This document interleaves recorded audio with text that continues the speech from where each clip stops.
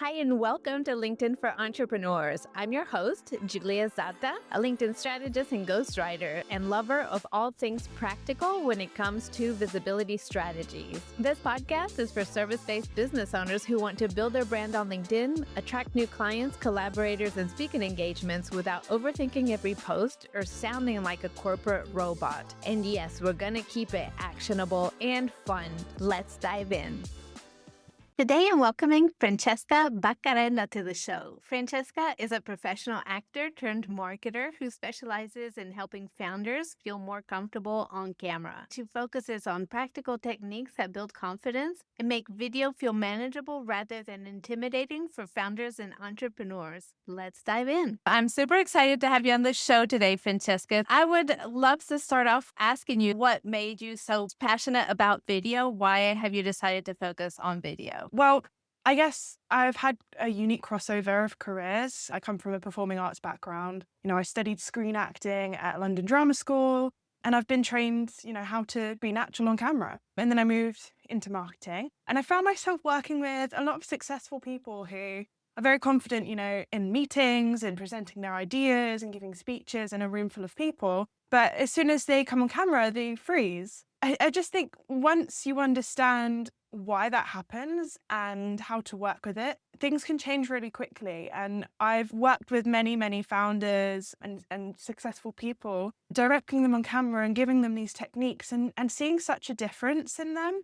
And I just think once you find the right techniques, the fear starts to go. And when you practice, that's where confidence naturally just comes in. And I've been really passionate seeing that change in people. And it's something I want to do more. How fun. I really like seeing how my clients evolve, so I can relate to that aspect. I'm curious as to what your thoughts are as to why people feel so uncomfortable on camera. I believe it's a generational thing. Like, I'm Gen X, you're Gen Z, like we were born in different eras. There was no phone or internet when I was a kid. And so I feel like that's what makes my generation struggle more with that visibility. But I'd love to hear what your thoughts are about that. Yeah, sure. Well, it's perfectly natural. I think we all get nerves, but especially for people who haven't grown up with a camera in their pocket, like you said. I think the other thing is the camera is kind of a silent partner. Usually when we're talking to people, we rely on social cues when talking to them to help us navigate communication. And so when you haven't had much experience with a camera pointed at you, it's quite jarring to not have any feedback as the same as you would talking to someone face to face. And it creates that feeling of uncertainty because you can't really judge where you are. This, camera with no facial expressions to judge that. And so that uncertainty is kind of a natural stress response. Your nervous system is just doing its job. It's not used to new environments. And when something's new, it's scary. So the confidence on camera, it's not something you're born with. I do truly believe it's a muscle that you have to train. Like you said, if you're not used to having a camera pointed at you, it's going to be new and it's going to be scary. But the more you do it, the easier it gets. Yes, I agree with the fact that it's a muscle and it's a matter of learning how to use it as a tool and being in front of it. And yes, when things are new, they're scary. I'd also love to know what your thoughts are as far as what goes on in people's minds when they think of showing up on video. Like, I see people focusing their energy too much on themselves, on how they look. They get very self-conscious and they forget that they're there to provide value for their audience. Yeah, I get that. I think the important thing to remember is this isn't an exercise of vanity. It's about building trust. And I think, if you're expecting people to part with their hard-earned money, they really need to be able to trust you. People don't just buy ideas, they buy in the belief of the person behind those ideas. And so video allows people to feel like they know you and they can build that trust much faster when there's a human face involved. You can be great behind the scenes, but if people never see you, that trust is going to take a lot longer to build. And if, psychologically you're willing to show up and put your face to the brand and be vulnerable, it accelerates that process of trust. I think it needs to be less focus on what do I look like and what people are going to think of me and more about connection. The question should be, who am I speaking to? Why am I speaking to them? And, what do I want them to get from this? And those are the three questions you should be asking yourself when you're watching yourself back after a recording, not focusing, on the looks of it all. I love that you mentioned trust.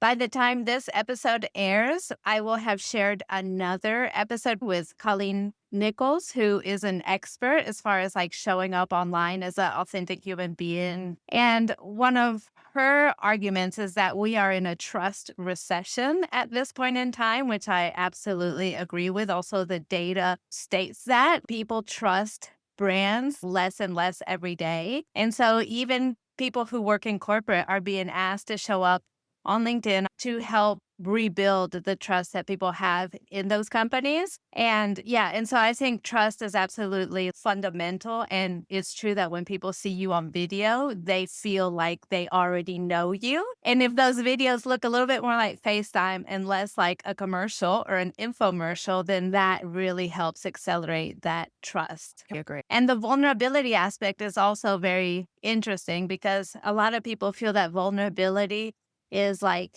I don't know, like it's showing more than they're happy to share, but just showing up on camera in any capacity is being vulnerable because the majority of business owners, founders, entrepreneurs whose job isn't to be a content creator, they're just marketing their business.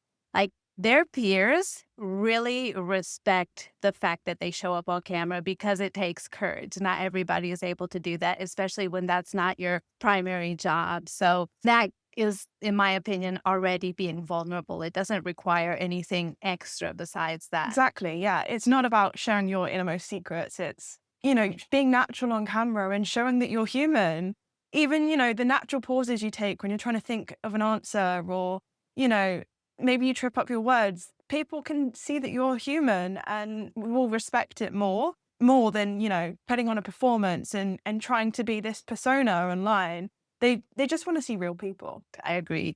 And what are your thoughts about AI now? Because there's been a lot of like thought leaders in the social media space, like especially like Adam Mosseri recently came out and talked about how like AI is just going to keep getting better and better. But us real people, the way we use social media platforms is in a very like flawed way. And those flaws can actually help our brands be more credible. I'd love to hear what your thoughts are about Yeah, that. again, I think it's about building trust, and this is where video is more important than ever. AI can generate endless amounts of written content now. What it can't replicate is, your personality, your presence, your tone, and your experience. And I think being on camera just signals that there's a real human being behind all of that. When you can have posts just written for you at a click of a button, just showing up and being yourself, that it becomes so much more valuable. Yeah. And even now, I know that there is AI that will even replicate how you look so that you can take AI and make a video of you talking to camera. Wow. But I've seen them. They're pretty good, but I still wouldn't recommend doing that. People don't trust AI. Like even with the news, with everything that we see on social media, we're always looking at it defensively. Like, is this real or is this AI? Right. And so even when it comes to video, if I know that some people that might be hesitant to show in their face, they would just say like, well, let me just, get AI to do it for me. But I would recommend like not doing that because people just want to know that you're a real person. Yeah, and more than that, I know that it might come from a place of fear or maybe just efficiency, but I think to audiences it comes across as lazy. If you're not willing to show up and work for your brand, why should they care about it? Oh, such a good point. Yeah, why should they care? I agree. I hadn't thought about it being perceived as lazy, but it definitely translates because if we're going to be investing time and watching your videos, getting familiar with your content, we need to get something out of it. So if it's all about just your convenience and nothing else, then why should I care? Exactly. Great point. So I'm curious, what's one thing that people think they need to do on camera that actually makes everything more difficult for them? Good question. So I think one mistake I see a lot of people make on video is thinking that they need to work out what to say while they're already recording. When your brain is just scrambling for the words, your face is going to show it and it's going to come up as looking uncertain in what you have to say. And, the camera's right there. It's going to pick up on all of those cues really quickly. And that's where the feeling of awkwardness comes from. And so I always like to come back to purpose and intention. You know, who you're speaking to, what you're saying and why you're saying it. If you don't have any intention, you're just going to waffle. A waffle is Yeah. going to lead to panic. Panic reads as lack of confidence, and people are just going to believe in what you're saying. So I think as long as you've got that Yes. clarity of who, what, why, it's really going to calm your nervous system down, and you can just concentrate on being present and, you know, really like putting that passion into the words behind it. Yeah. I think videos are a lot about energy. And so I've seen people who are struggling with it find like the formula that works for them. And first, like with my clients, some of them are comfortable reading scripts, other ones like to improvise. And I think it really depends on a person's personality. But something that happens when people read scripts straight off the teleprompter is that they totally forget about the energy they're trying to project, and it just sounds like they're reading, and it sounds like, you disengage because the tone is so monotonous. But I'd love to know, like, what are your tips as far as preparing, like, for a video clip? Do you have any specific tips for that? Yeah, absolutely. So I completely sympathize with those who perhaps struggle to learn the lines and remember what they're going to say. But personally, I am not a fan of teleprompters. Like you said, it really sort of snatched that energy away, and you stop being present in the moment and just start focusing on reading a script. So, you know, even if it's just writing down bullet points of knowing what you're going to say, it doesn't have to be a full script. The other thing I see a lot of people say is that a script makes them wooden. I disagree. I think if you are familiar enough with the lines and you've put the work in to remember what you're going to say, I think it makes you freer. You can just stop panicking about what you have to say being perfect and just live it. So, yeah, my biggest tip would be prep. Just do the work Yeah. beforehand, and it will really pay off on camera. Yeah. And prepping just means like reading, in my opinion, reading that script out loud to yourself a few times so you can kind of feel the energy of it and what you want to sound like. And also remembering that it's okay to have silences. I see some people like scramble trying to fill up every space because, terrified of silences, but actually those silences can be cut out. So it's fine to have them there. Like, I think you can take your time speaking to the camera, making all the silences you need to gather your thoughts because those can be like eliminated so quickly in the editing process. Yeah, absolutely. That's a good point. And it actually leads me on to another great tip that I wanted to share. It's like turning on the camera and just learning how to exist with the camera pointed at you. No pressure, just record, sit there, breathe, and let yourself be present. The goal is just to remove the novelty of it, because when something stops being new, your nervous system stops treating it as a threat and it just becomes part of the furniture.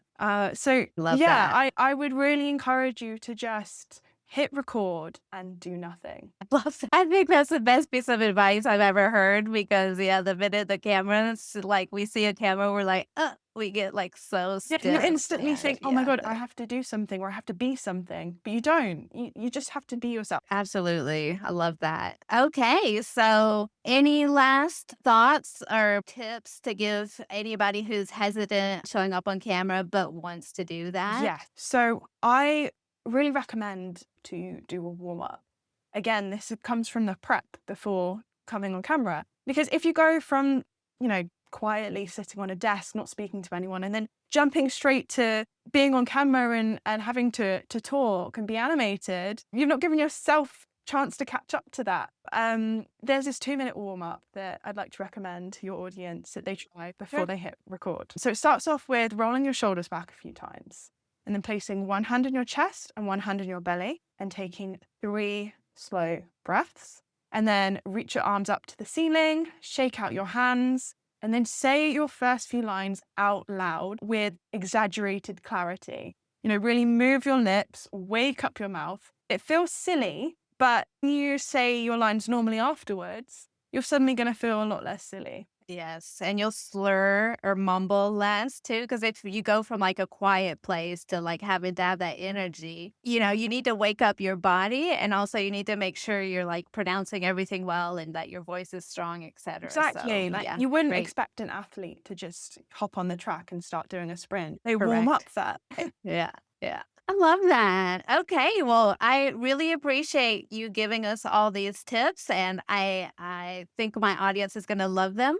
Tell us what's coming up for you next and where people can find you. Yeah, absolutely. So, as I said, I work with a lot of successful people and they go from being frozen on screen. And then when I'm working with them and giving these techniques and directing them, I see such a change. So that's why I've created this in-person workshop.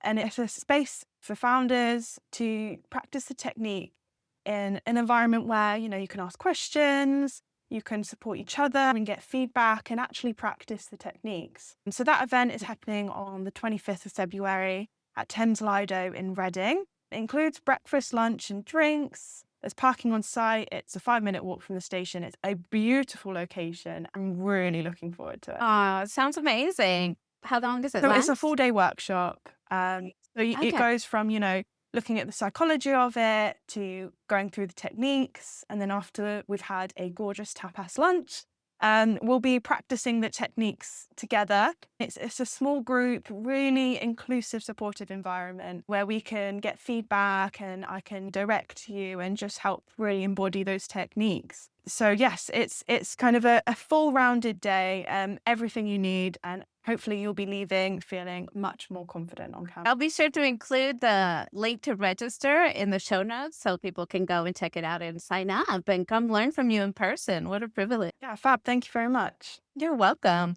Well, thanks again for your time today. Is there anywhere else you'd like me to direct people? You can find me on Instagram, LinkedIn, Facebook. And yeah, feel free to drop me any questions that anyone listening may have. I'm more than happy to help. All right. Thank you so much. Thank you. Thanks for tuning in to LinkedIn for Entrepreneurs. If you found this episode helpful, please share it on LinkedIn or on your favorite social media platform. And if you really want to make my day, leave me a 5-star review on Apple Podcasts. It helps more business owners find this show.